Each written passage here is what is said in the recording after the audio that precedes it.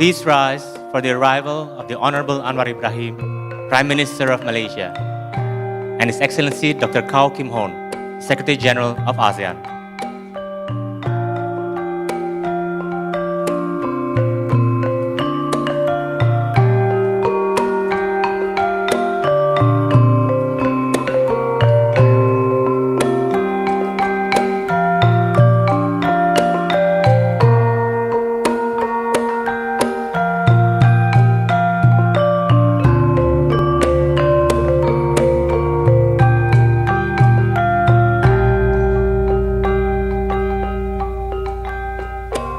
Excellencies, distinguished guests, ladies and gentlemen, may we please ask you to rise for the Malaysian national anthem, followed by the ASEAN anthem.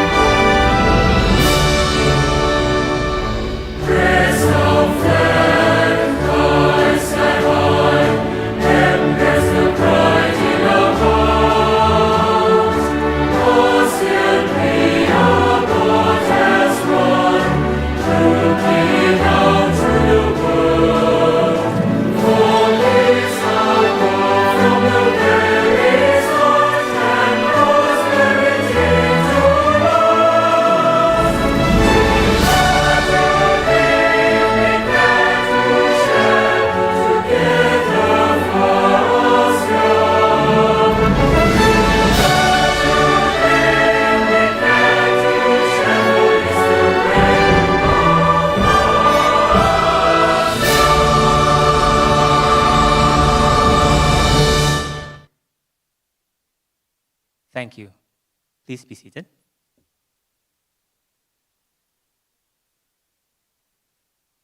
Excellencies, distinguished guests, ladies and gentlemen, today we are deeply honored to welcome the Honorable Anwar Ibrahim, Prime Minister of Malaysia, to the ASEAN Headquarters, ASEAN Secretariat. Without further ado, we would like to kindly invite His Excellency Dr. Kau Kim Hoon, Secretary General of ASEAN, to deliver his welcoming remarks. Please, Excellency.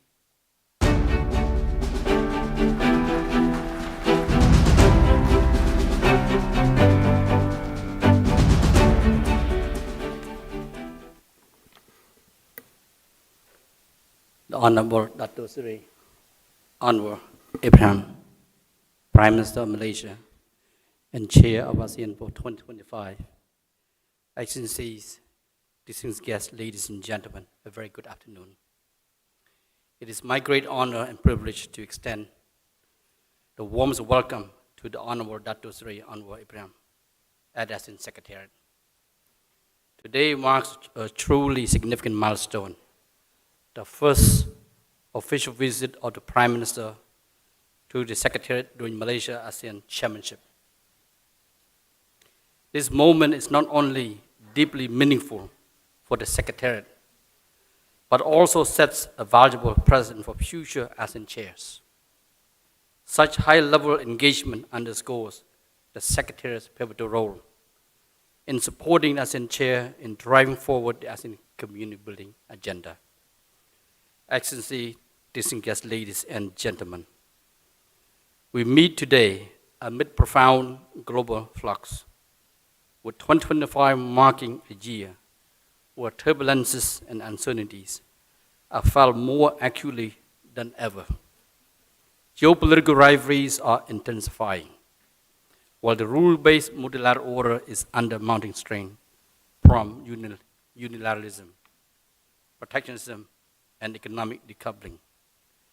The world economy risks further fragmentation and technological bifurcation, disrupting established supply chains, trade, and investment flows. Meanwhile, the pace of digital and green transition is accelerating, offering real opportunities, but also sharpening disparities in capacity and access. For ASEAN, these global headwinds underscore the urgent need to preserve unity, strengthen resilience, and project clear direction and purpose of ASEAN.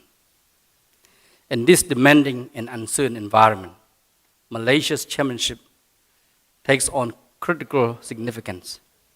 Moments of adversity call for consequential leadership, and Prime Minister Anwar Ibrahim's vision for ASEAN is principled, independent, pragmatic, cohesive, and inclusive, is both timely and necessary.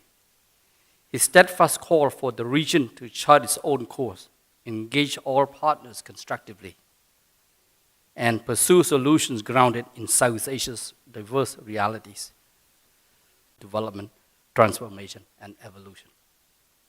First, in 1977, a decade after ASEAN's establishment, Malaysia's chairmanship spearheaded the ratification of the Preferential Trading Arrangement, PTA, designed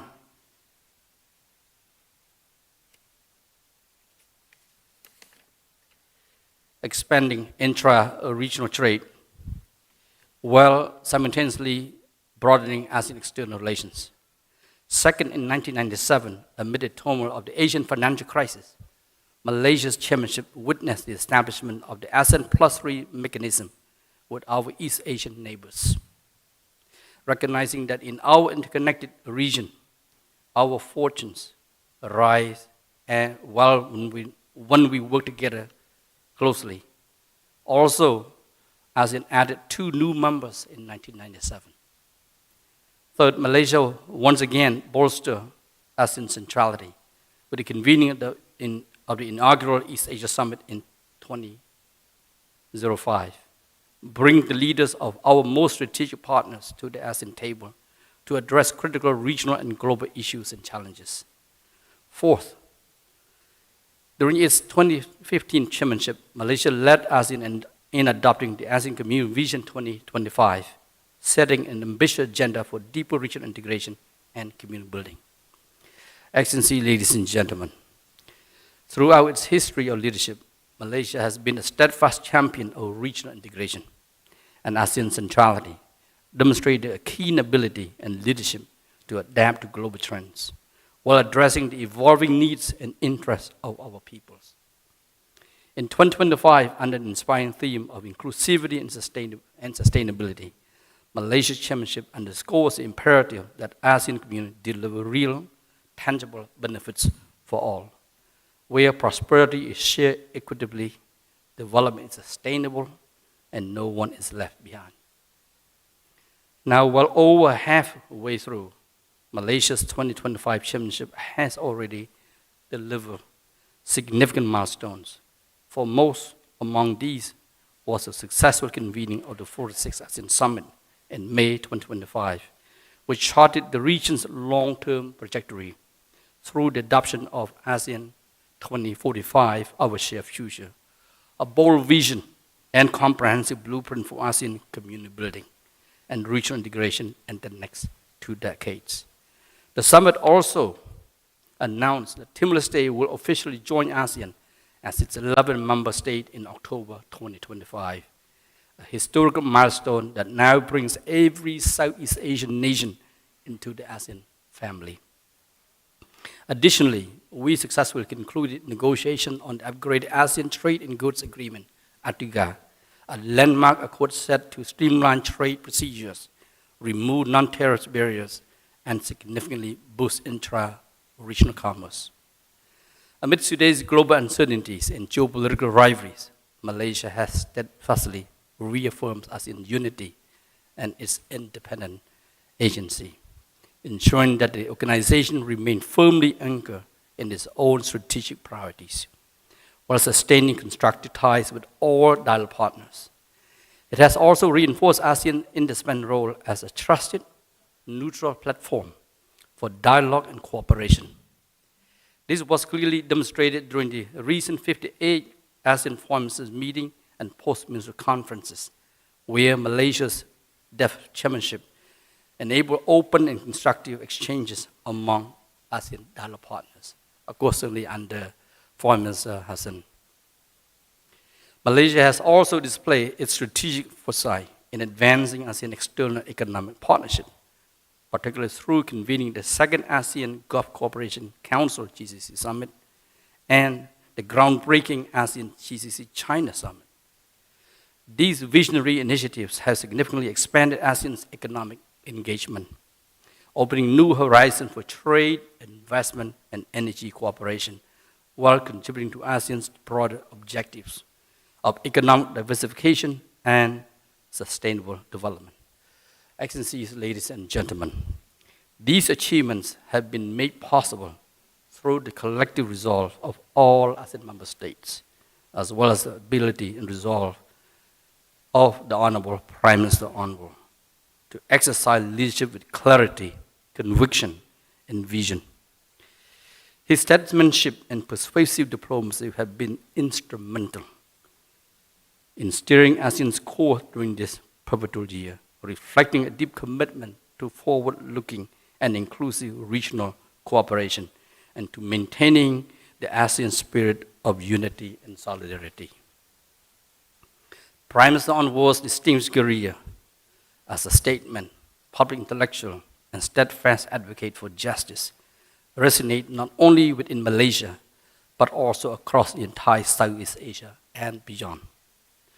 From his pivotal role in Malaysia's economic transformation as finance minister and deputy prime minister to his present stewardship as the country's 10th prime minister, His Excellency's enduring dedication to inclusive growth, sustainable development, and principled leadership continues to inspire and elevate ASEAN's collective aspirations. Notably, the Prime Minister's signature philosophy of Malaysia Madani, rooted in compassion, harmony, and inclusivity, resonates deeply with ASEAN's shared aspiration to place our peoples at the heart of the ASEAN community. Under his stewardship, Malaysia's chairmanship has prioritized deepening economic integration, advancing the digital economy, strengthening food and energy security, and fostering human capital development. At the same time, it has fostered on enhancing ASEAN's institutional effectiveness to secure the region's long-term resilience and relevance. Excellency, ladies and gentlemen, as ASEAN charts its course in an era marked by fragmentation and flux, the imperative of unity has never been more urgent. Our ability to thrive hangs on our resolve to stand together, lest we falter in disunity. As Prime Minister Anwar has observed, and I quote, "If ASEAN can hold its nerve, stay open, pragmatic, and cohesive, it may yet be among the last believers in a world that works better when it works together." End quote. His words distill a profound truth that ASEAN's enduring strength lies in its cohesion, its commitment to multilateralism, and its persistent determination to shape a more stable, inclusive, and cooperative regional order. On that note, and on behalf of the ASEAN Secretariat, I wish to express our deepest appreciation to Prime Minister Anwar Ibrahim for graciously taking the time to address us today. We are inspired by his leadership and enriched by his perspective, and look forward to our continued close collaboration with Malaysia throughout the consequential chairmanship year.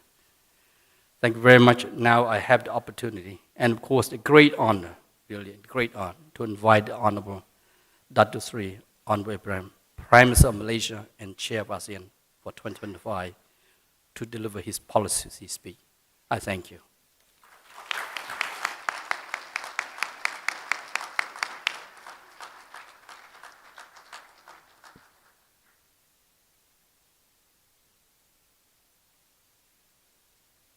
Assalamualaikum dan salam sejahtera.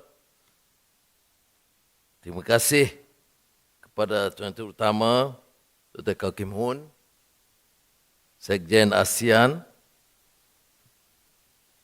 dan para menteri yang hadir, termasuk Premier Sarawak dan Ketua Menteri Sabah, Tuan-tuan Yang Terutama, atas dukungan dan semangat kerjasama ASEAN. Thank you again for this wonderful hospitality. We are so excited that we started early. Very much an un-ASEAN way. But I think it signals a good, a good beginning. So the members of the diplomatic corps who just arrived, I can assure you are not late. But you know, the spirit, the excitement, particularly in the last few days, and the success of ASEAN, and of course the Secretariat, and the Secretary General Dr. Kau, and members of the Secretariat who worked indefatigably hard to achieve such results, that gives us the further encouragement to come and support this venture, and to be happy to be here as your guest, and in fact, your team. So thank you again, Dr. Kau. So, Excellencies, ladies and gentlemen, it's my privilege to be here at the ASEAN Secretariat for the first time as Prime Minister, as Chair, and it's particularly meaningful because I had time to exchange views and ideas, and one of the few occasions that I attend, that is escalating. It is escalating. It is these shared habits of cooperation, to summarize, habits of the heart of Tocqueville, that continue to anchor our stability even when challenges arise. Just yesterday, in our capacity as ASEAN Chair, Malaysia was entrusted with the responsibility of hosting the leaders of Cambodia and Thailand at a time when tensions on their border had become a cause of grave concern to us all. I must remind you that the last 2 months, when we had this ASEAN GCC China summit, we were talking about the unique position of ASEAN, the most peaceful region in the world, the most vibrant economically, and then there was this eruption at the border. Of course, it has become a grave concern to us all. But despite the dangerous and escalating situation, it was both vital and possible to bring the two sides to the negotiating table. In the lead up to the meeting, I spoke to both leaders repeatedly, and to my other colleagues in ASEAN, took care to listen to their perspectives, and it takes a lot of patience to listen. But I'm listening to not only to prime ministers, but to friends, to family friends actually, which is again a unique feature within ASEAN. We can converse, we can exchange, have exchanges as true friends. And of course we have the Secretariat, we have the Foreign Minister and the entire staff of the Foreign Ministry, who continuously urge their counterpart to reach an amicable resolution to the conflict. At least a common ground in the interest of ensuring no more lives were lost. Now, with the participation of the United States and President Donald Trump himself engaging directly with both prime ministers, that would, of course, further encourage and help facilitate that arrangement. And then China, their active participation to help facilitate the two sides to agree to an immediate and unconditional ceasefire. Now, this reflects not only the strength of ASEAN's convening power, but also the constructive engagement that we've been talking about for decades with our partners in safeguarding regional stability. Now, immediately after that meeting, I managed to speak to Prime Minister Lawrence Wong of Singapore. Then extensive discussion with President Prabowo last night and this afternoon. We still continue to engage with Prime Minister Hun Manet and Prime Minister Phum Tham. Then just here, with the confirmation, and no fee was asked because I used their premises to speak to the Sultan of Brunei. And you see, this sort of engagement is again unique. Of course, I was given and entrusted with the job, but I think I represent the ASEAN spirit. And therefore, I need their support, mandate given, and they deserve to be given the gratitude because it is through this ASEAN cohesiveness that I'm able to speak strongly and urge our colleagues to secure a lasting peace because I'm representing the 10+1 countries. Now, so I commend Prime Minister Hun Manet of Cambodia and Acting Prime Minister Phum Tham of Thailand for their statesmanship, as well to President Trump, President Xi Jinping, and the Chinese leadership for the constructive engagement.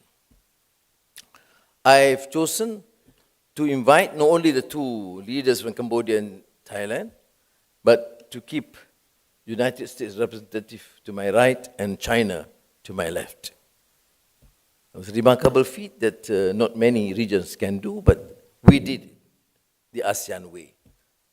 Principal centrality, to engage, give the respect, and need their support to ensure the peaceful resolution to the conflict. Now, the presence and cooperation of all parties reaffirm that peace is best achieved through dialogue, mutual respect, and a shared commitment to stability. This episode has served as a vital reaffirmation of the values that have served our region well. Now, by continuing to uphold the ASEAN Charter and the Treaty of Amity and Cooperation, we can strengthen the peace dividend, ensuring ASEAN remains a community of trust, cooperation, and shared prosperity for generations to come. Now, I did miss some countries because I saw the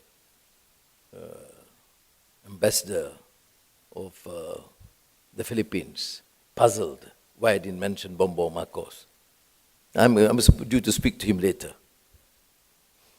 It also reminds us that the qualities which have kept our region at peace, patience, trust, steady diplomacy, are the same qualities that give meaning to our centrality and unity today. I have consistently underscored that ASEAN's centrality, unity, and autonomy should remain the compass in our collective journey ahead. However, we must be cognizant that these ethos are not a right, but a privilege we must work hard to sustain the face of shifting regional and global dynamics. In a fragmented world, our centrality and unity matter more than ever. The existing international order is not just under strain. it is facing unprecedented level of fragmentation, characterized by major power rivalries, geo-economic competition, and fraying multilateralism. The world now is increasingly more complex, chaotic, and contradictory. ASEAN must therefore confront this sobering reality with clarity of purpose and vision. As we navigate an uncertain strategic landscape, we must continue to be a voice of reason and a resilient community committed to peace and shared prosperity. ASEAN's commitment to regionalism and multilateralism remains the anchor of the region's collective stability and progress. It is imperative that ASEAN continue to stand for rules even when others choose to retreat. ASEAN must be an agent of change, one that has the capacity to shape the global rules and norms to remain open, inclusive, and firmly rooted in the principle of justice. As an outward-looking organization in a multipolar world, ASEAN must continue to punch above its weight by broadening its global partnerships, deepening ties and strategic links with diverse partners is not a choice. It is a strategic imperative. But we should engage as equals. And above all, you must be the speakers and not the spoken for.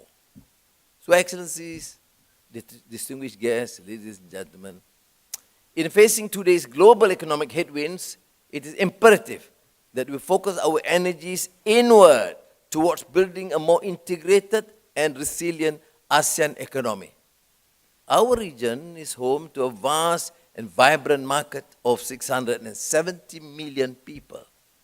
The potential is undeniable, but to realize it fully, we must narrow the existing development gaps and forge stronger, more equitable economic linkages across member states. At the 47th ASEAN Summit in Kuala Lumpur, we will once again demonstrate our collective commitment towards improving the unimpeded flow of goods within our region.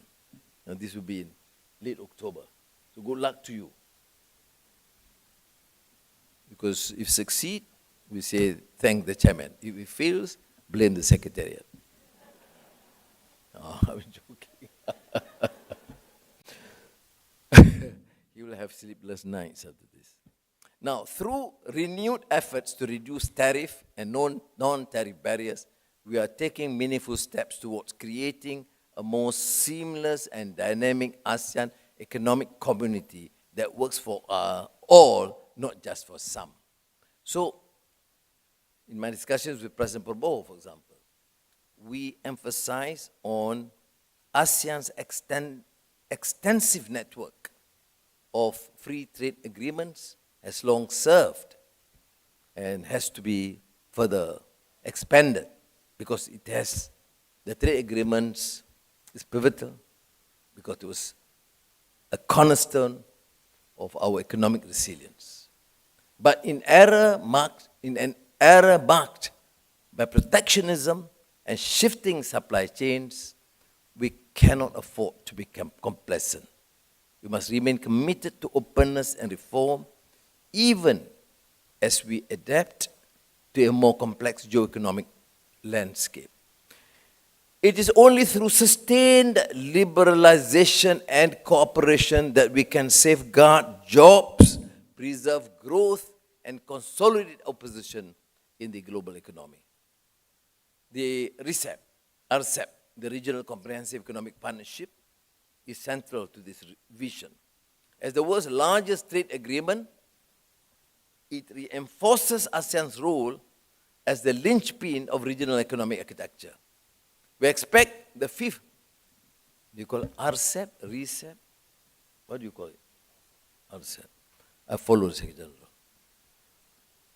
I don't know why it's called RCEP, but then it's okay. I wouldn't argue with this. So it's RCEP. We expect the 5th RCEP leaders meeting to also take place at the sidelines of the 47th ASEAN Summit, thus presenting an opportunity for us to ensure that RCEP delivers tangible benefits for our businesses, workers, and communities. Now, as we look to strengthen ASEAN's position in an increasingly competitive global economy, we must also do more to ensure that businesses can operate with confidence and clarity across our borders. And this is, of course, emphasized in every single bilateral and ASEAN meetings. We can't be talking about expanding trade and we don't enhance intra-ASEAN trade. We can talk about flow, free flow, and being attractive to foreign direct investments when you disallow a curb or do not necessarily encourage increasing investments within ASEAN. So that has been the priority, and I think we need to push this ahead because the potential for trade and investments within ASEAN itself is huge. And as we have seen during the success of the ASEAN GCC China Summit, it is a clear signal that ASEAN is ready to build new bridges and unlock new partnerships. It also reaffirms our shared determination to shape a future based on mutual respect, shared growth, and strategic cooperation. Now, digital economy will be a key driver of ASEAN's next phase of growth. That is why we are advancing efforts to conclude the ASEAN Digital Economy Framework Agreement while modernizing our existing trade agreements with strategic partners, including China, India, and the Republic of Korea. These efforts reflect ASEAN's readiness to embrace change and position ourselves at the forefront of digital transformation.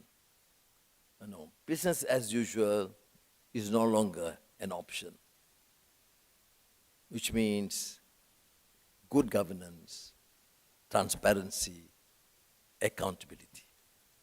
Now, as ASEAN charts its path forward, we must embed sustainability at the heart of our economic agenda. Accelerating the ASEAN power grid is one such priority. It will not only advance our green energy transition, but also attract new investments, create quality jobs, and enhance the region's long-term energy security. A just and sustainable future for ASEAN is within reach if we are bold enough to act now. So, Excellencies, distinguished guests, ladies and gentlemen, we cannot afford an ASEAN that is weak, fragmented, or in conflict with each other. Our national fortunes rise or fall with the region. In these increasingly polarized times, ASEAN must continue to harness its convening power to advance dialogue, diplomacy, and strategic trust while fostering space for meaningful cooperation. The journey ahead will be fraught with challenges. ASEAN needs to do more to ensure its cohesiveness in both articulation and action as a clear manifestation of centrality. We must also uphold our time-honored geostrategic construct, absorb fund, double down on ASEAN-led mechanisms, including the East Asia Summit, ASEAN +3, and ASEAN Regional Forum. ASEAN cannot control the global currents, nor can we dictate terms to the world. Nonetheless, we can chart our own future for the better with courage, foresight, and determination.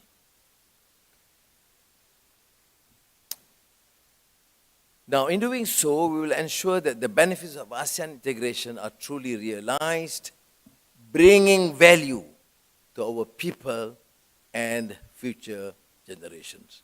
Terima kasih, thank you, Kapungka, maraming salamat po.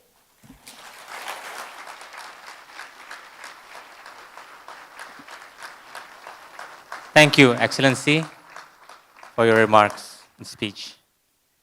Excellencies, distinguished guests, ladies and gentlemen, we will now proceed with a question and answer session, Q&A session. Now, for those who would like to ask a question, please state your name and your country or organization, and we kindly request that you keep your questions short.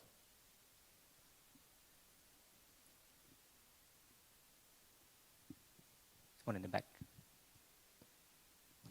Good afternoon. I'm Eno from National Radio of Indonesia. Pleasure to meet you, Mr. PM. My question is, what we see, what was happening in Thailand and Cambodia. So what we should do, Indonesia and Malaysia, because we also have some borders, to keep the borders in peace and stability. Do you have any advice for the people in the borders? Thank you. See, problem, border issues with Malaysia and Indonesia. So I discussed with President Bowo. What should we do? We declare war. So if we don't want to do it, we have to find an amicable resolution to the conflict. And that's a choice. In Parliament, when the members of the opposition Islamic Party started attacking me about Sulawesi and Ambalat, and they said, no, you should surrender, not surrender this. I said, you have a choice. You go to war or you negotiate. Sane people must choose the road to negotiate. And precisely that was what we did. And in process of negotiations, there is, of course, a win-win, give and take, based on, of course, the rules of law. Look at UNCLOS, 1982, look at agreements, look at historical antecedents, and find a resolution. I'm very optimistic, and I think Indonesian president, and for that matter, many of the other countries, Malaysia is essentially a maritime country. We have issues, border issues, for almost every country. But we don't go to war. We have excellent relations. So work on the positive side. Which particular area of the border we can immediately resolve, and defer those that we cannot. But it should not be an issue that could create differences, and there should be, as I said, sanity in the sense that to respect these differences for a while and not be seen unnecessarily to provoke. And I'm happy that we have achieved that. Now, if it's an issue talking about issues, there are issues. The team working on it, and I am very optimistic that it can be resolved, even if we can't, as we have not resolved in the last 60 years, and it has not adversely affected our relations. We are in the best of terms, there's a level of trust, and all other issues that can be resolved, we should resolve. So I think that should be the position taken, and I'm very fortunate. There's a position taken by all our countries, our neighbors within ASEAN. Hopefully, this is also the spirit in the international community. Terima kasih.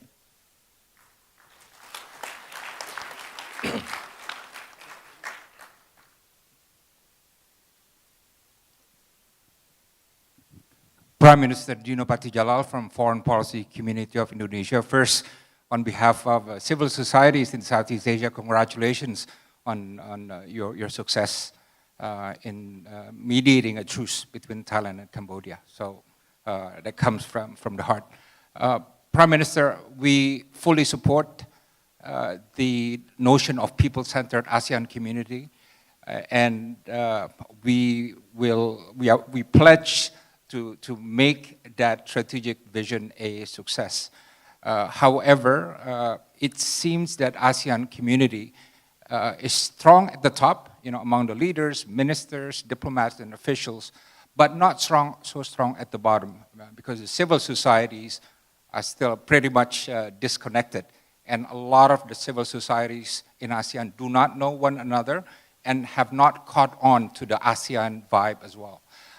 Can you tell us why ASEAN is having a problem or a challenge grassrooting to the civil societies? And would you agree that ASEAN community cannot be solid unless it is strong at the top and also strong and solid at the bottom? And as I told you when I came to your residence at Lebaran this year, that FPCI, my group, we are organizing probably the largest civil society conference of ASEAN member states on 6 and 7 of October. And I'm just wondering if you have any encouraging words that I could spread to the civil society groups that we are reaching out all over ASEAN for that purpose. Thank you. Thank you. Firstly, in reference to the, at least the resolution to the Cambodia-Thai crisis or conflict, I think we owe it to the leaders, both of these countries and ASEAN, because the cohesiveness and determination of ASEAN and the pressure placed by them. Then, of course, we have the United States and China. Secondly, on the issue of civil society, we are committed. I mean, in the ASEAN meetings, headed government, we have meetings with the youth, with women, with civil society. Now, the contention is that it's not permeating to the lower levels. Okay, inshallah, we'll have to do a bit more to encourage the various levels of engagement, and I think this can be done. But it's a major start. I mean, the good start, as I've seen, in all our meetings, we have a special session that leaders have to listen. And I think this will continue even at the next summit. And for the 6th, 7th October conference of civil society leaders or representatives, I'm sure that we will do whatever we can to support this sort of engagement. If there's any faults or failures, you blame the Secretary General, as I've said before. But I'm sure he will, of course, try to coordinate that to instill that sort of commitment and support by governments particularly. So, because of course not all governments within ASEAN has that level of commitment to support democratic practice and what we call the role of the civil society. But I think this can be encouraged by, at least as a policy, all have endorsed. Okay? And to me, it's very critical to succeed, to ensure success of a democratic system. Not only political parties, I mentioned the habits of the heart of Tocqueville, he also mentioned intermediate associations, which is now being the role played by the civil society.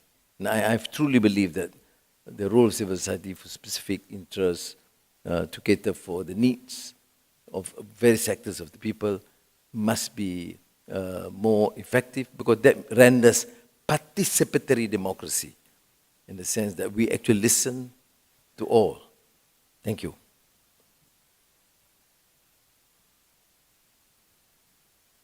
We have another question.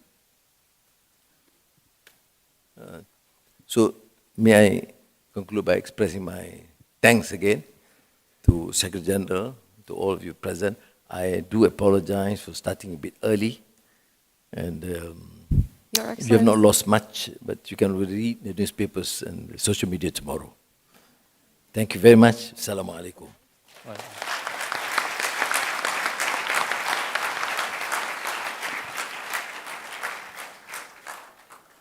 Excellencies, distinguished guests, ladies and gentlemen, this marks the end of our program. We would like to thank you for your kind attendance, and we wish you a great day.